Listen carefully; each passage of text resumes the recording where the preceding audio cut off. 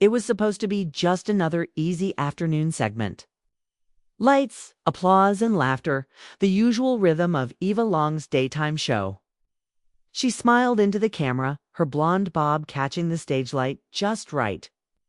"And now," she said, her voice smooth with showbiz ease, "please welcome the legendary Clint Eastwood." The crowd stood up. The applause swelled. Clint Eastwood walked slowly to center stage. He wore a dark suit, no tie, and that familiar unreadable face. His presence was magnetic, calm, and steady, like the man had walked through fire and didn't even flinch. He shook Eva's hand, nodded to the audience, took his seat across from her. "Clint, Clint, Clint," Eva said, grinning. "It's been a while. You still don't smile much, huh?" The crowd chuckled. Clint leaned back, arms resting on the chair, and offered a slight smile barely visible, but it was there. "I smile," he said slowly, "when I see something real." Eva laughed. "Oh, come on now, don't get deep on me. We're just having fun." First few minutes were a standard talk of old movies, behind-the-scenes jokes from his directing days, even a light moment about a squirrel that had once interrupted a Western shoot. Then Eva tilted her head and dropped the first needle. "So, Clint," she said, "you've always been, let's say, a little classic in your politics. Still leaning right these days?" The audience chuckled nervously. Clint didn't move. He looked at her for a long second. Eva grinned wider, pushing. "Don't worry, it's just a talk show. We're not making policy here." He stared at her, then glanced at the cameras. His voice dropped a little, but it was perfectly clear. "Eva," he said, "you want a show? Ask your producers why they buried the 2014 Zurich tapes." Silence. Total, sharp silence. A few people in the audience gave soft, confused laughs, unsure if it was a joke. Eva blinked. "I'm sorry, what?" she asked, still smiling but clearly off balance. "The Zurich tapes," Clint repeated. "You know, the ones from that energy summit your network helped suppress." Eva looked toward the side stage where her producers sat frozen in the control booth. The camera feed caught their sudden movement, fingers on earpieces, hands flying over switchboards. One of them mouthed, "Cut it," but the director shook his head. It was live, was already out. "Clint," Eva said carefully, "I think maybe you're confusing us with—" "I'm not confused," Clint said. A whisper ran through the crowd. Someone at the back took out their phone, and just like that, the interview ended. Eva quickly moved the conversation back to lighter topics, but the tension never left the room. Clint stayed composed, finishing the segment with cold politeness. The moment passed, but not for long. That night, the internet burned. Clips of Clint's comment flooded TikTok, Twitter, YouTube, and late-night news. Memes popped up. Eastwood with a finger on a red button labeled Zurich tapes. Hashtags exploded. Hashtag Zurich leak. Hashtag Eastwood truth. Hashtag what are the tapes? Within hours, anonymous accounts began tweeting claims about a secret meeting in Zurich involving the U.S., Russia, and private oil companies. Some claimed it involved drone programs. Others said it was about arms trades buried under fake climate negotiations. Major media outlets struggled to decide what to do. Half of them ran segments calling Eastwood's comment bizarre and possibly a sign of age. The other half brought on analysts and ex-intelligence experts, asking what were the Zurich tapes. Eva Lang stayed silent for 24 hours. Then she posted a video from her home, her tone light but defensive. "Sometimes people say strange things when they're under the spotlight," she said, "and sometimes people confuse facts with fiction. We love Clint, but let's be real, he's 95. But the damage was done." A new post appeared on a fringe message board that same night. A user named Falcon_Citadel claimed they had seen the tapes. They said they were in Zurich in 2014, working as a low-level translator. They wrote it wasn't a summit, was a threat disguised as diplomacy. The next morning, Naya Raza, young journalist working for an independent news network in Washington, D.C., woke up to a message in her encrypted inbox. Subject: You want a real story? Attachment: one image, it showed Clint Eastwood in a black suit standing outside a building labeled Hotel Bor Olak Zurich. The timestamp, May 2014. The message below read, "They didn't bury the tapes. They buried the truth. You have 72 hours before they bury it again." The hunt had just begun.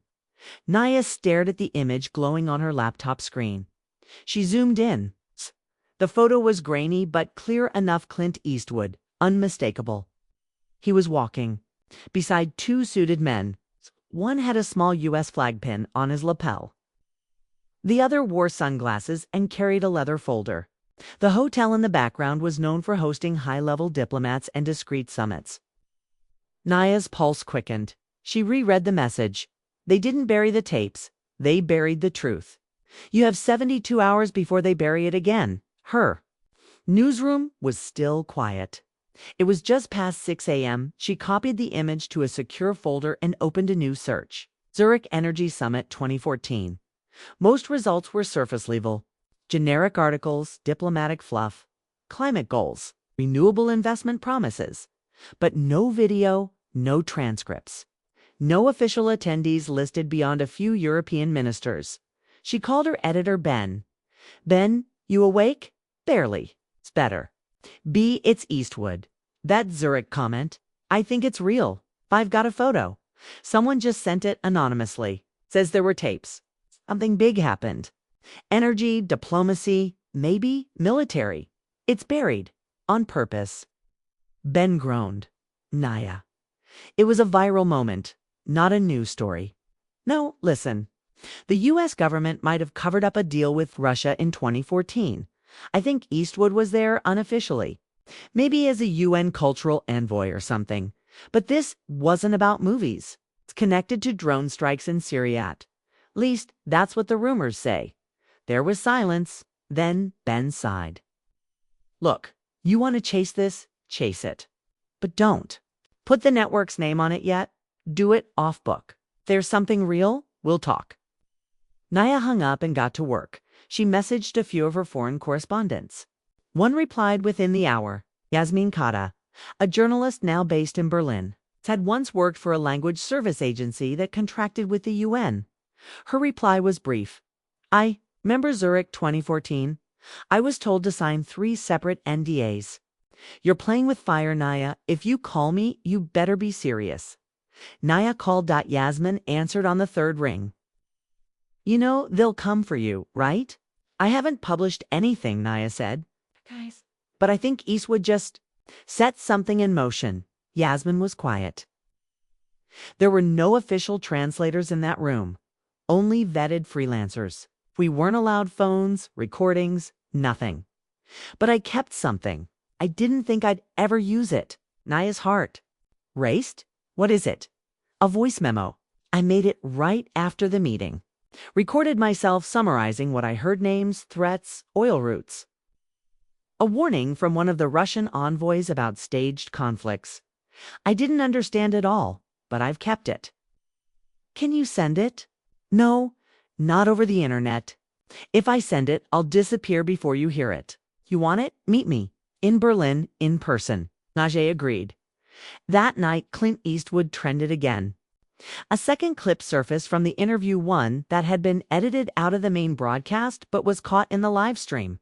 "Eva, so you're saying we're all part of a cover-up?" "Clint, not all. Just the ones smiling while the world burns." The internet erupted. Meanwhile, a press release from the U.S. Department of State labeled the comments reckless and unfounded. A spokesman said, "Mr. Eastwood is an actor, not a diplomat. Any presence he had at any international gathering was ceremonial." But something strange happened. A retired intelligence analyst named George Wren, now a commentator for an independent think tank, tweeted, "I was in Zurich. He's not lying." Naya caught the tweet within minutes.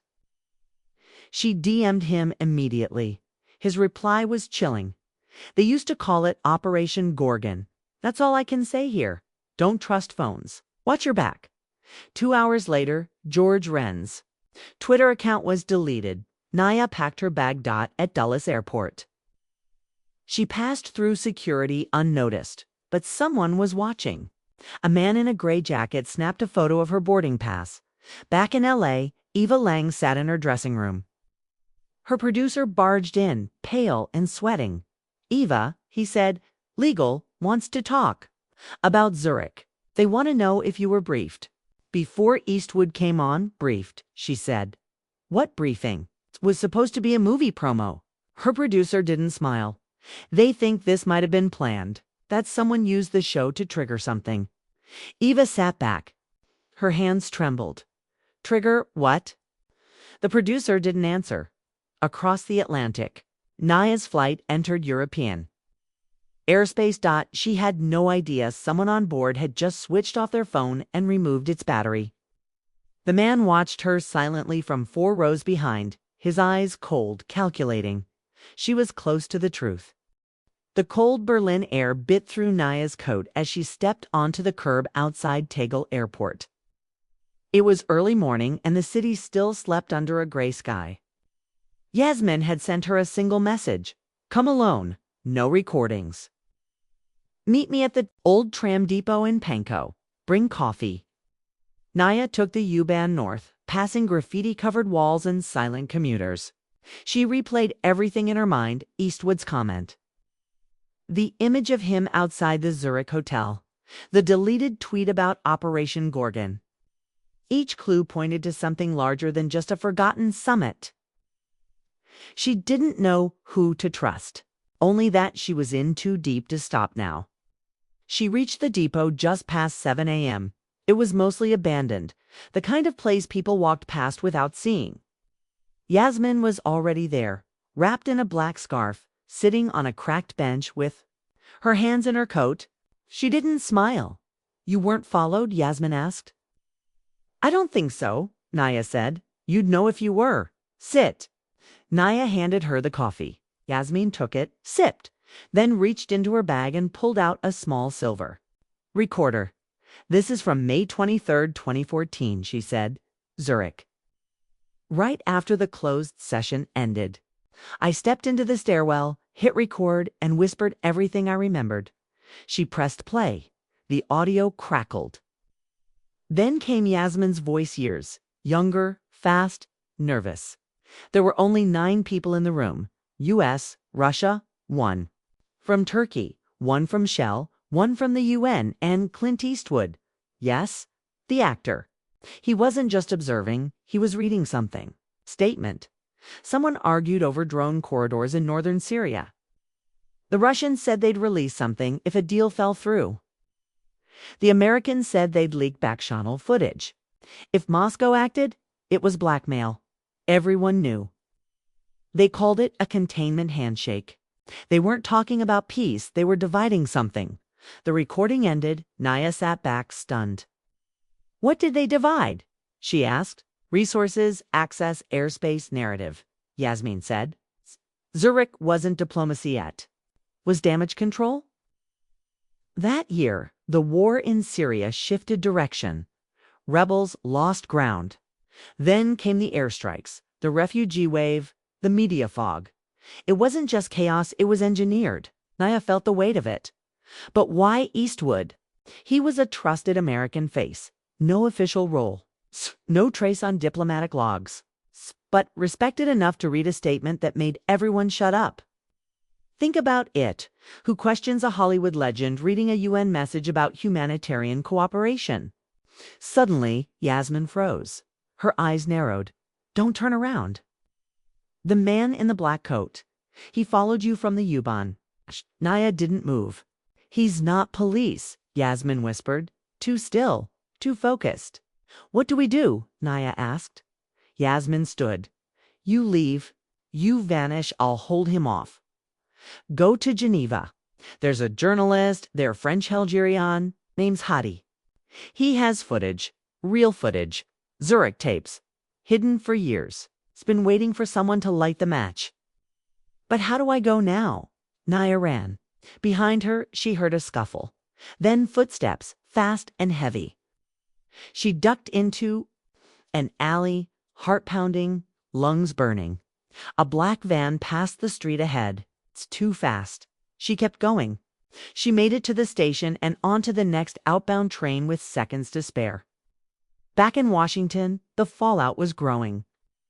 Clint Eastwood issued a second statement, posted on a single black and white card to his website. They asked me to keep quiet. I did, for years. I was wrong to wait this long. Now you ask, why Zurich? Because that's where the silence began. Within minutes, the Post crashed his website. Mainstream media scrambled. CNN brought in ex-diplomats. Fox accused Eastwood of deep state theatrics. The BBC asked, is the Zurich conspiracy real or viral fiction? But none had answers. None had proof. Until that night. 10-second. Clip was leaked anonymously to a news collective on Telegram. Blurry. Recorded through what looked like thick glass. 9 men. A long wooden table. Russian, American, and European flags behind them. And Clint Eastwood's voice. There will be no peace if you keep feeding the fire while pretending to hold the hose. The video cut out. That was all. But it was enough. Governments scrambled. Twitter flagged the clip as unverified. Reddit went dark under suspected DDoS. WhatsApp groups exploded across 3 continents. In Istanbul, a well-known activist who once worked for Shell posted, "It's real. I was told to forget that week in Zurich. I never did. God help us." Meanwhile, Naya crossed the Swiss border by train. She used a fake name, ditched her phone, and carried only one thing in her pocket. Flash drive Yasmin had slipped into her coat without her knowing. The label on it read, Gorgon.1 Geneva was colder than Berlin. Quieter too, but Naya barely noticed. Her nerves were on fire. She kept one hand in her coat pocket, gripping the flash drive like it was a weapon. The train had pulled in just after sunrise, and now she stood outside the entrance of a cafe that looked closed but wasn't. It was the kind of place used for quiet meetings, no music. No windows facing the street, just strong espresso and silence. A man sat in the back corner, short beard, tan coat, eyes that didn't blink much. "Hadi?" she asked. He nodded, waved her over. "I saw the Berlin leak. Yasmin was smart to find you. They let her live?" "She's okay for now," Naya said, sitting down. "She gave me this." She placed the flash drive between them. Hadi didn't touch it. He just looked at it. "You know what that is?" He nodded. Operation Gorgon. It's the code name for a multi-state energy manipulation project. Zurich was the beginning, but the real moves came after. Pipeline shifts, sanctions, drone corridors disguised as humanitarian no-fly zones. The tapes don't just show diplomacy, they show orchestration. Naya leaned forward. "You have them." "Some of them," Hadi said. "They were supposed to be destroyed. But someone in the UN's technical staff made a copy? Out of fear. Or guilt. Maybe both. He gave it to me. I've been holding it for years. Waiting. Waiting for what? For someone with enough reach to show the world. And enough guts not to flinch." Naya nodded. "Then let's do it." But Hadi raised a hand. "No, you can't just upload this to Twitter. That's suicide. You need narrative, context, proof it's not deepfake. You need credibility." "Then we go. Through a global outlet," Naya said. "They won't touch it." Zurich was scrubbed from official memory. You think the BBC or Reuters will risk being blacklisted by the State Department? Naya took a breath. "Then we go independent." Hadi reached into his coat and pulled out a small envelope. Inside, it was a memory card. "Here, this is one. Of the Zurich tapes real-time footage. Watch it. Then decide if you're still ready." Later that night, Naya sat alone in a safe house flat outside Geneva. The blinds shut, her laptop open. The video loaded. The screen flickered. Inside a long, low-lit room sat 9 men. The footage was clear. American and Russian officials at one side, UN observers at the other. A representative from Shell and one from the Turkish Foreign Ministry. And Clint Eastwood sitting at the center, not as a guest, but as a speaker. He read from a paper. The energy corridors must remain under Western control until further notice. In exchange, airspace violations will not trigger direct retaliation. Humanitarian language will be used in all press materials. A Russian delegate leaned forward. If your drones cross Aleppo again, we release the tapes of the 2012 Palmyra back channel. An American voice. And if you do, Moscow's covert oil investments in Kurdistan go public. You'll lose half your leverage in the Gulf. Another voice, cold and sharp. This isn't diplomacy. It's blackmail. Eastwood spoke again. Call it what you want. But if silence keeps the machine running, then so be it. The video ended. Naya sat still. Everything Yasmin had said was true. The Zurich tapes weren't theory. They were evidence proof of a multinational conspiracy to control wars, energy, and narrative. Clint Eastwood hadn't gone rogue. He had been part of the game. And now, maybe, he was trying to end it. She called Hattie. We go public, she said. Together. Full release. Global drop. But we don't leak it, we anchor it. We tell the whole story piece by piece. Build the case before they shut us down, Hattie agreed. Over the next 48 hours, they worked nonstop. They wrote, translated, verified. They planned a multi-platform release, one article, one voice memo, at a time. They called it the Gorgon Files. Meanwhile, the world stirred. Eva Lang reappeared on television, visibly shaken. I didn't know. I swear to you, I didn't know. We weren't told about Zurich, about any of it. He just said it on air, like he wanted the world to wake up. Newsrooms argued behind closed doors. Publish or ignore. Verify or pretend it was all a hoax. Behind the scenes, State Department lawyers began contacting media outlets, warning them of national security consequences. In Geneva, Naya prepared to upload the first file. As she moved to hit publish, her phone buzzed. A message from an unknown number. You've been warned once. You won't get a second. She stared at it, then hit publish anyway. Within 5 minutes, the video had 200,000 views. Within 10, it was on Reddit, Telegram, and WhatsApp. Clint? Eastwood's voice, cold and steady, echoed across the internet. Call it what you want. But if silence keeps the machine running, then so be it. The machine had been exposed. Now came the noise. The morning after the Gorgon files dropped, nothing felt the same. Governments scrambled. Screens were flooded with urgent denials. The U.S. Secretary of State held a live press briefing at 8 a.m. sharp, calling the footage heavily edited.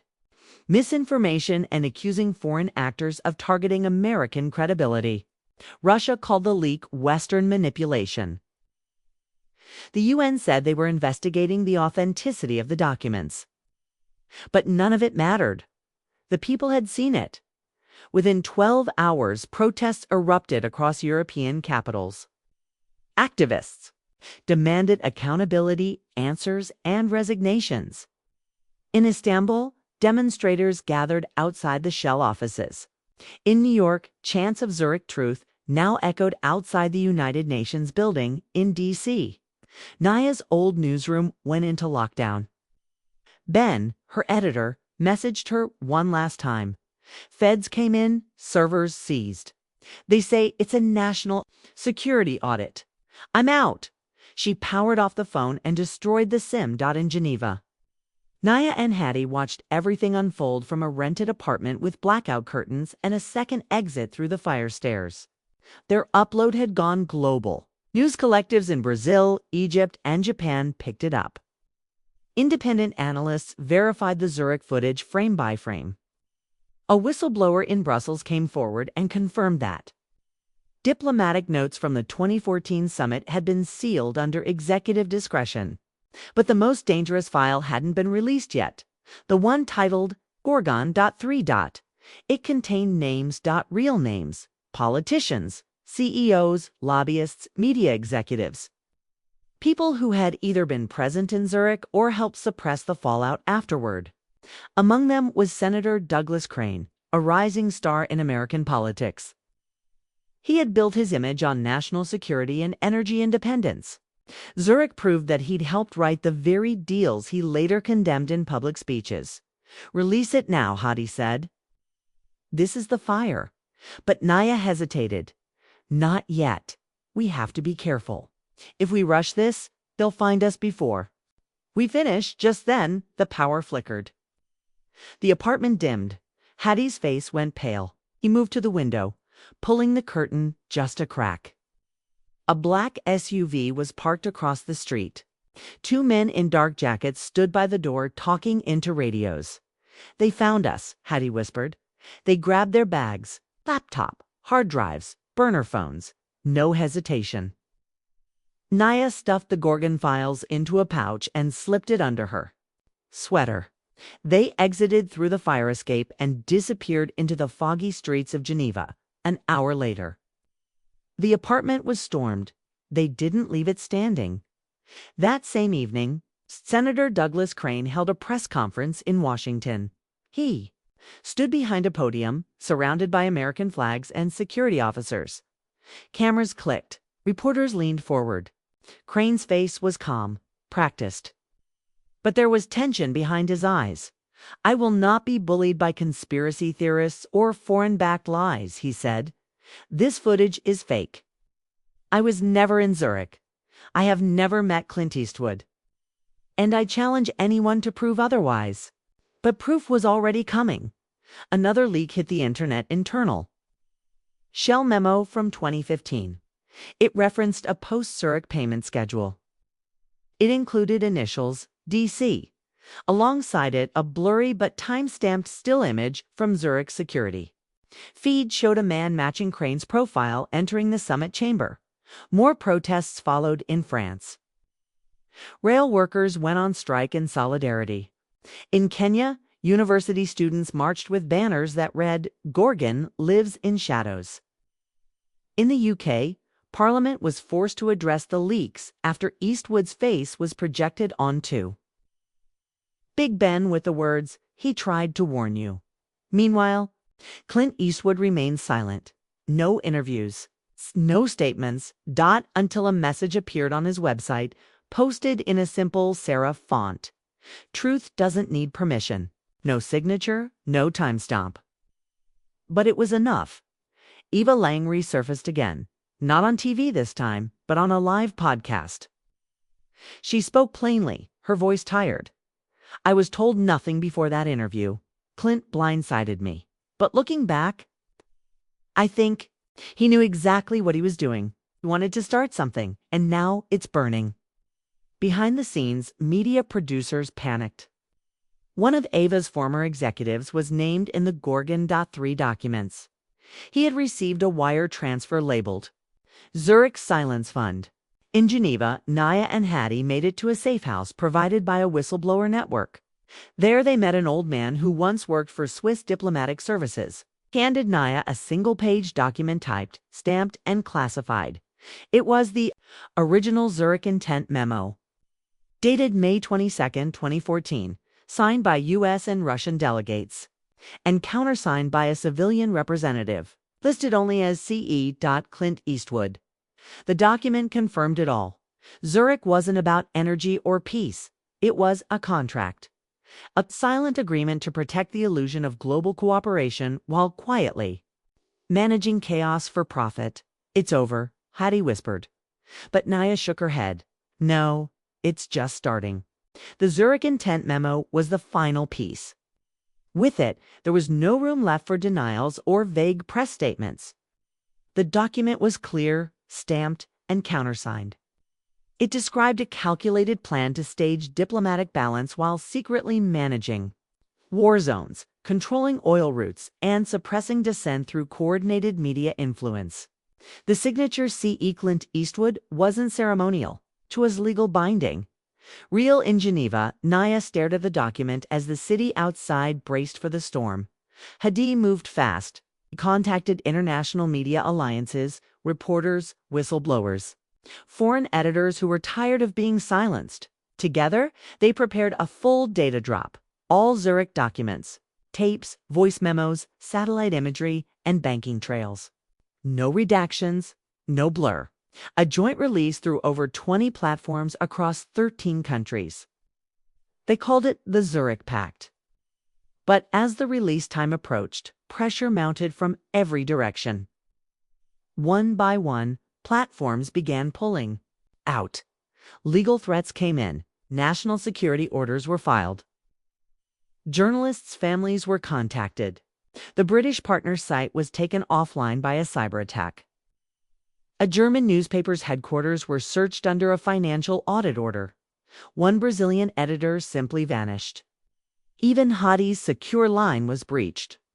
"We've got a leak," he said, slamming his laptop shut. "They're one step ahead now.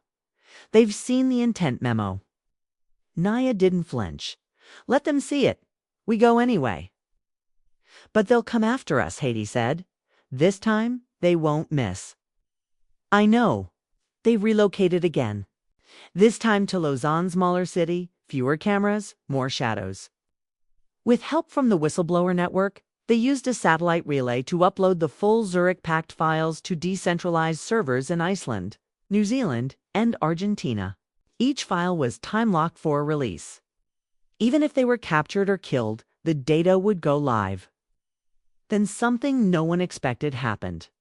Clint Eastwood reappeared. A surprise interview live. International unscripted Al Jazeera English. He sat alone in a quiet room, gray hair uncombed, eyes dark with resolve. "Zurich was a mistake," he began. "I went in thinking I was helping avoid a war. But I ended up signing something that let the war go on behind closed doors." Host asked him what the intent memo really meant. Clint looked straight into the camera. It meant silence. It meant peace on the surface and bombs below. It meant pretending the world was getting better while we fed the fire underneath. He was asked why he spoke now. Because no one else would. And because if I die without saying this, I'll be remembered as a puppet. "I'd rather go down telling the truth than live hiding it." The broadcast was cut halfway through. Screen turned black. Technical issues, they said. But the internet had already captured it. Within hours, the full video was reposted across hundreds of platforms. The final line, "I'd rather go down telling the truth than live hiding it," became a global rally cry. Protests turned to movements. UN special sessions were called. Civil society groups filed legal petitions. Students held silent vigils, with masks of Clint Eastwood's face. In South Africa, truck drivers refused to transport shell fuel. In Jakarta, a hacker group hijacked news feeds with one message: "You buried truth in Zurich. We dug it back out, but the machine fought back hard." The United States launched a formal investigation into the leaks, branding them as information warfare. Senator Douglas Crane appeared on national television, now flanked by military officers, declaring that traitors within had endangered global security. He called Eastwood a delusional old man manipulated by foreign powers. But Eastwood had already filed a sealed affidavit with the International Criminal Court. In it, he named names. Not just governments, but corporations, lobbyists, and intelligence intermediaries. And in the final paragraph, he admitted everything. "I was part of it. Not blindly, not unknowingly. I believed in the myth of balance. That, maybe a little, evil could stop a greater one. But evil doesn't shrink. It learns, it adapts, and eventually it takes everything, including the people you swore to protect." The affidavit was leaked the same night, and so was something else, the final Gorgon file. A drone video high resolution, uncut, showing a convoy of aid trucks in northern Syria being bombed by an American drone. The audio feed matched one from the Zurich summit. Russian voice: "You keep the corridor. We'll pretend we never saw it." An American reply: Collateral. Move on. The trucks were carrying children. The outrage was global.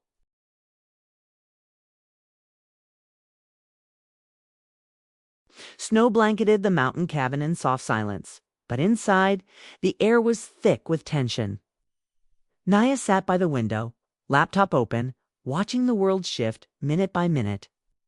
Every news channel, every social feed, every official press room was on fire. The Zurich Pact had ignited a reckoning. The drone footage had broken whatever defense was left. People had seen it, children crawling from twisted aid trucks before the blast took them. The audio overlay confirmed it wasn't a mistake. It was sanctioned, bargained, muted in advance. Governments fell into chaos.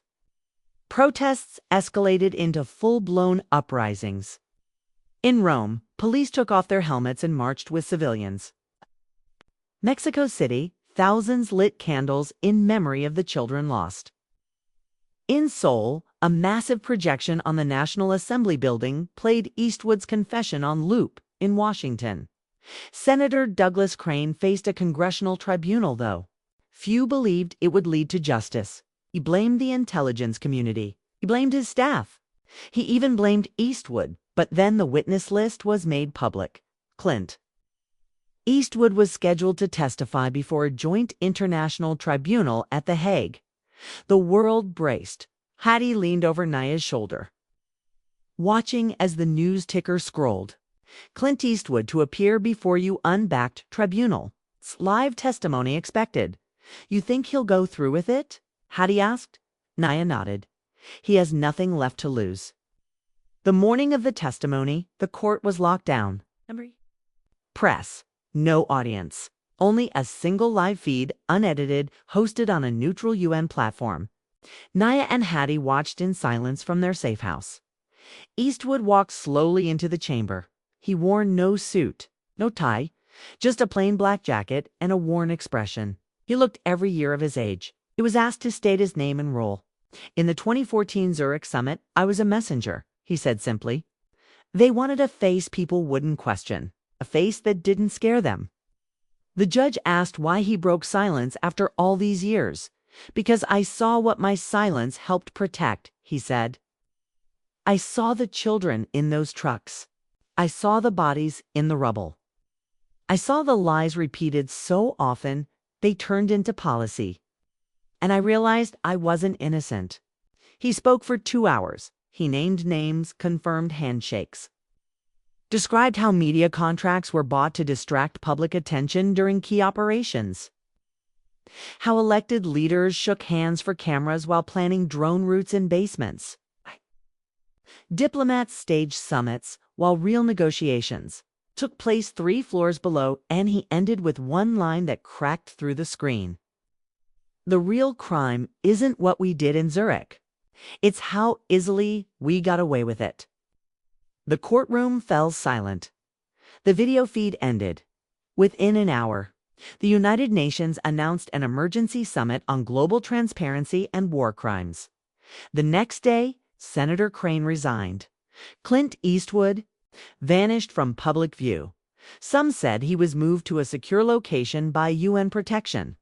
Others believed he walked away from the world for good. Either way, he never spoke again. In Geneva, a box arrived for Naya. No return address. Just a note inside. You told the truth when others buried it. Now finish what we started. Sigh inside. The box was a single film reel, labeled Zurich Full Session. Uncut, Naya turned to Hattie. There's more. He smiled. There's always more. Over the next weeks, they released it scene by scene. The full deal-making. The full betrayals. Not to shock, but to inform.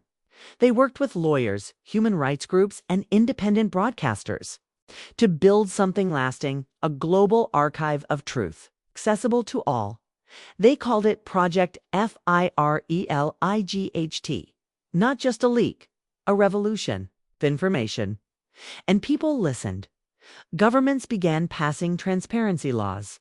Shell was hit with international sanctions. The U.S. created a new oversight body. Journalists once afraid to speak now stood in front of cameras, fearless. Eva Lang returned to television, this time as a documentarian.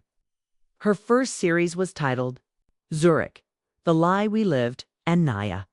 She turned down awards, refused interviews. She kept working quietly, with Hattie and others tracking the next shadows. The next Zurich's waiting to be buried. Years later, a student journalist asked her during a lecture, "Wasn't it dangerous?" She smiled, "Yes. But truth always is." The student leaned forward. "Was it worth it?" Naya didn't hesitate. "Yes," she said. Because now, silence is no longer safe. And outside the window, across cities once silenced, lights burned bright in the night. Firelight.